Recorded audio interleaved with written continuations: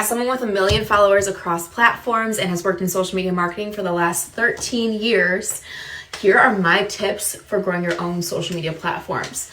First, start a fresh account where nobody knows you and no one knows what you're doing. We hold ourselves to different standards when we think certain people are watching, whether that's a close friend, someone we graduated high school with, or a family member.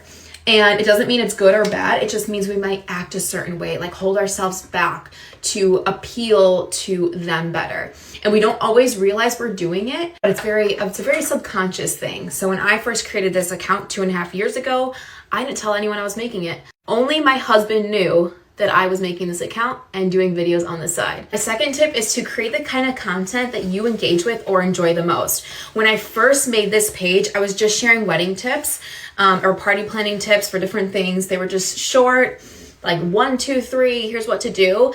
But I realized I wasn't fully enjoying making it because it just seemed very like selly and like da da da da da, and that's just not me.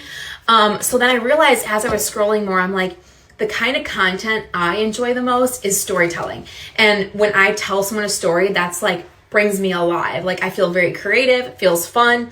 So I remember sitting at home and creating my first storytelling skit.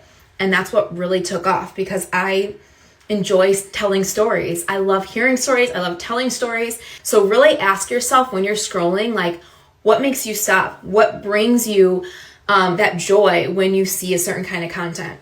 Tip number 3 is lean into your audience. So as soon as I started kind of blowing up on that first video, I really listened to what my audience was asking for, or asking about, or commenting on.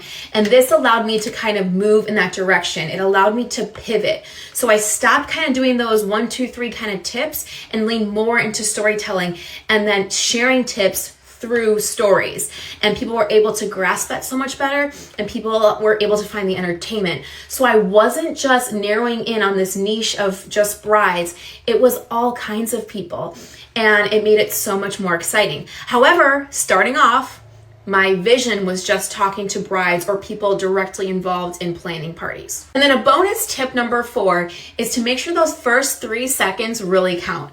I mean, 3 seconds is all you have to truly grab someone's attention. So that's why a lot of times in my skits, I have someone walking in, saying something bold or outlandish, because that's going to really pull people in. That's all I got. Let me know if you guys want any more tips.